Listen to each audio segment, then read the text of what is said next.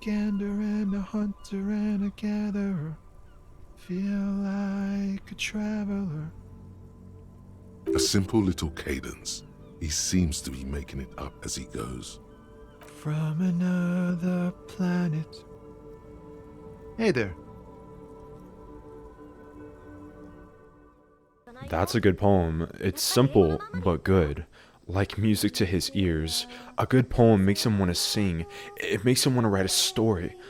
So he does. This time he's not supposed to just write it, though. This time he has to tell it. He has to show it.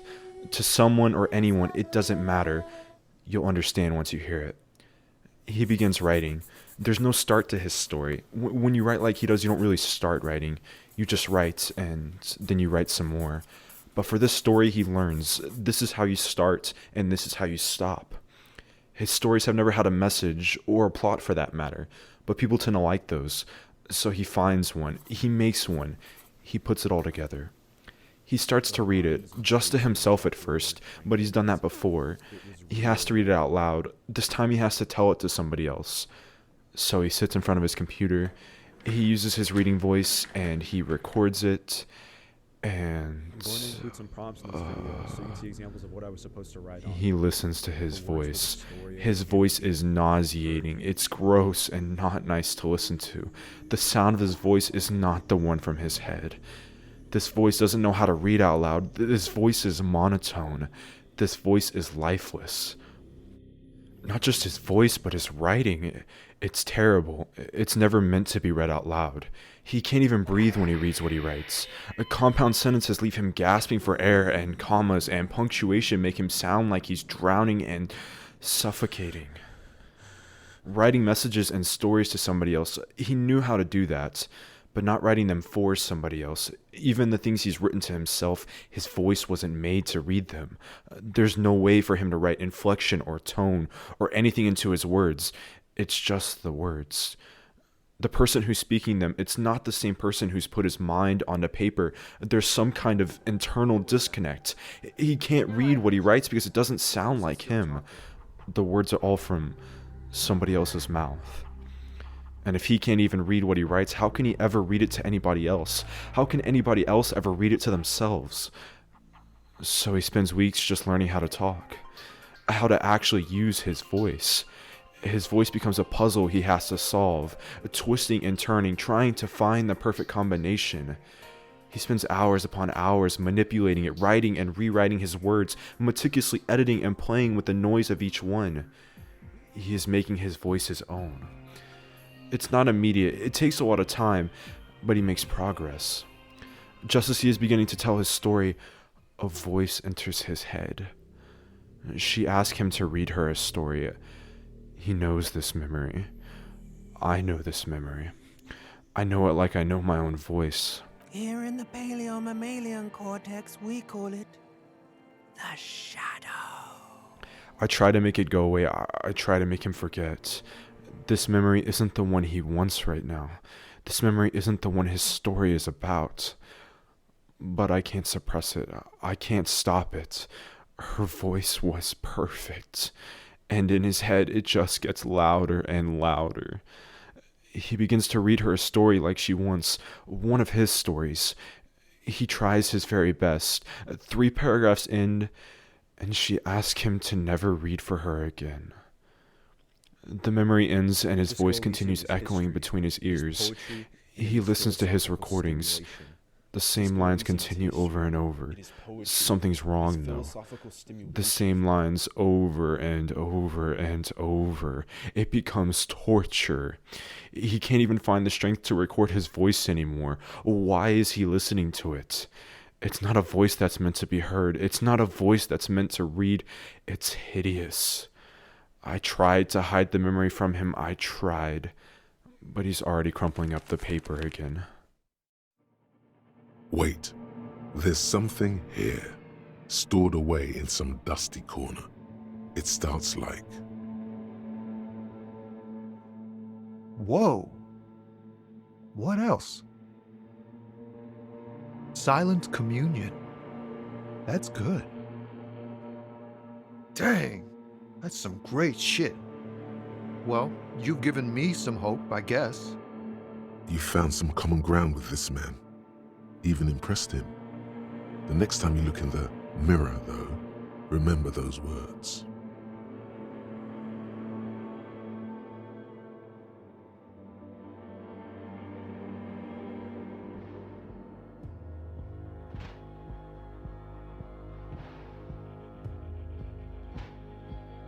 Remember those words. He's staring in the mirror and he can barely hear his own voice. I'm trying to remind him of what he said. He's trying to impress you. He's trying to make common ground. I'm trying to get him to make anything at all. This is his story. This is the one he needs to remember. It was 4th grade. He had to write a personal narrative for his English class. He may be telling you one right now, but even these words as he reads them burn his tongue like acid. It was even harder for the boy at 9 years old. He didn't write his life on paper. He didn't show people his heart for them to criticize him.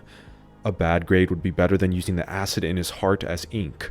Questions about his life, his feelings, they made his head hurt and his heart ache. His English teacher didn't care, though. She was going to teach him anyway. She took his class into a room and stood next to the chalkboard. There was a big grin on her face, like the smile of a fox. He remembers because he couldn't stand it. She thought she could teach him, fix him. They always wanted to fix him. He was ready to ignore everything. But the way she smiled, she was ignorant to his feelings. Her smile was loud, but it was soft. It was overwhelming. His curiosity began to betray him. Emotionless writing was how he had survived. Apathy was his rubric for self-expression. Apathetic expression was stifling his emotional tenderness. But that was okay. Apathy was how he avoided those feelings that weakened him. But apathy is not what his teacher put on the chalkboard. She began to write. Energy, love, emotion, effortlessly, fluidly. The lines and streaks on the chalkboard were tranquilizing. This was real self-expression. She was telling him a story about a camping trip. She wrote for him about the trees and their texture, the preparation and everything she was supposed to bring, the people she was with, the ones she loved and despised. Despising people. He knew what that was like. He could tell she really despised them. The class asked her questions about what happened next, and she wrote a beautiful story of answers. He never asked questions. He never broke the illusion. But in his head, he was there with her too. This story came with a climax, a wild bear that had scared his teacher. She was completely alone, but she stood her ground and didn't hesitate. Despite how scared she was, she never showed the bear the fear inside her. And somehow the bear respected that and left her alone. It was a good story. No doubt his teacher knew how to express herself and tell her life. But it wasn't the real climax or lesson. The sly fox was still smiling. She had told her story. The writing was over. But that mischievous smile only grew bigger. What else could she possibly have to say?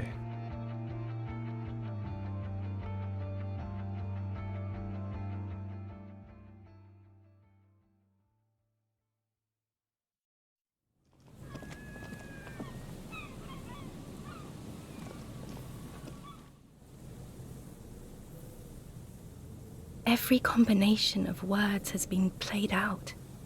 But that is all it is. It's like a ticket stub, Harry. It doesn't do anything anymore. Were we there now, you could touch my hair, kiss me, talk to me about anything, go virtually anywhere in the world. Oh, Harry, can't you see? Who knows how long ago this happened? A year? 2? 5 years ago?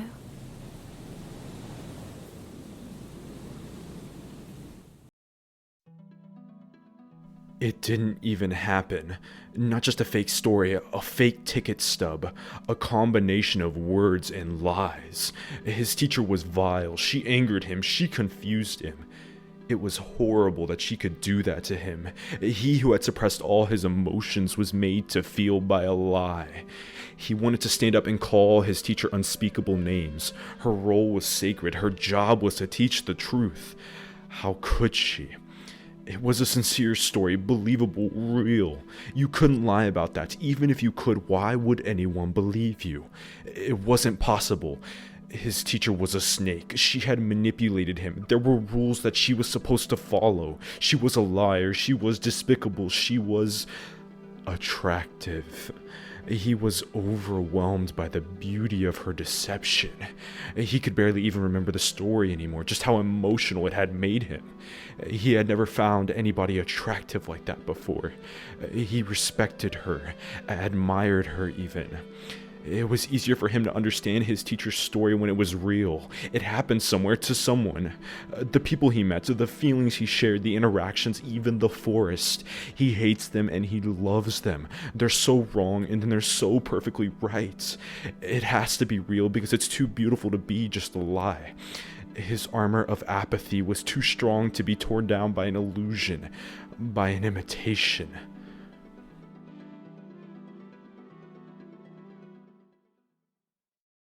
His 4th grade teacher had taught him how to make the perfect lie. A lie that if he made just right enough could do more than just deceive, it could create.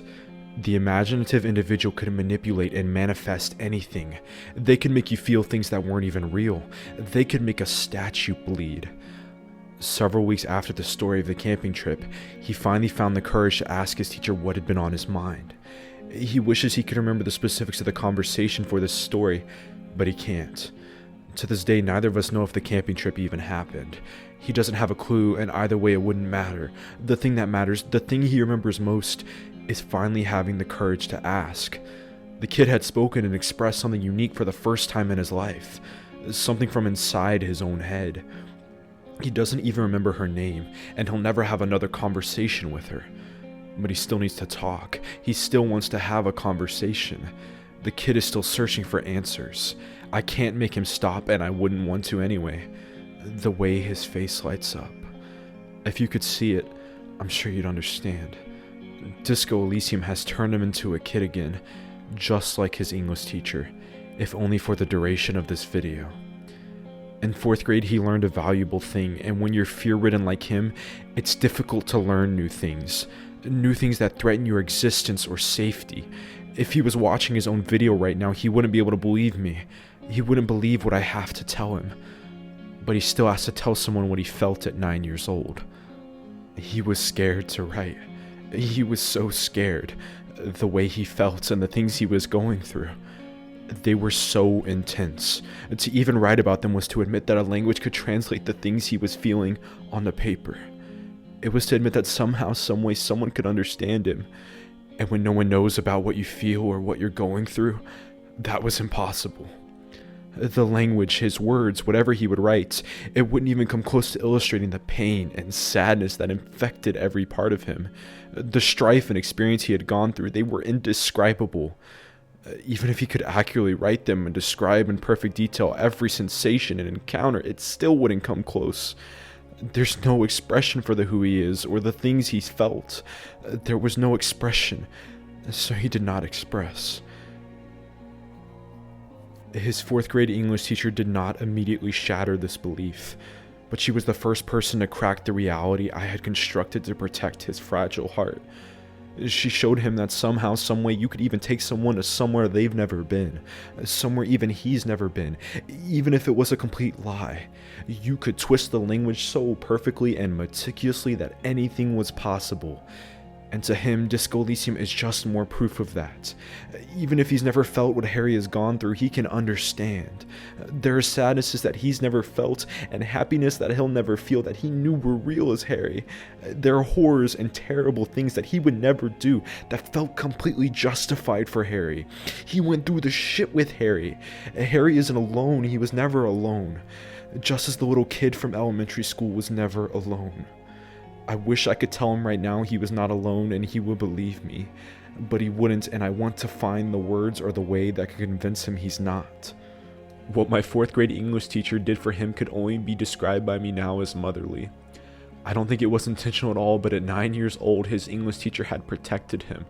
There were so many expectations for him. His personal life was supposed to be a certain way. It was supposed to be written about in a certain way.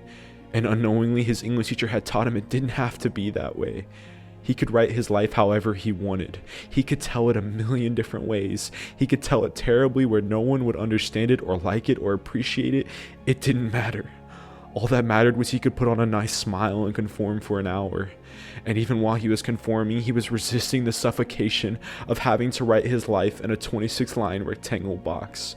He was telling the perfect lie, and in telling the perfect lie, he was learning to express himself, to maintain his integrity, to maintain himself despite the pressure the world had put on him to be the man in the mirror. Even now, as I read what he's written, it's hard not to get emotional because he's finally able to express himself. There is passion that leaks from me because I've always wanted him to be able to. Sadness in my words because he's taken so long, and happiness in my message because he's finally doing it. He's making a video and putting it out for the world to see because it's him. It's a mess and it probably makes no sense, but that's the point. That's the name of the video. And he's making it up as he goes. That's all he can do. That's all he can do.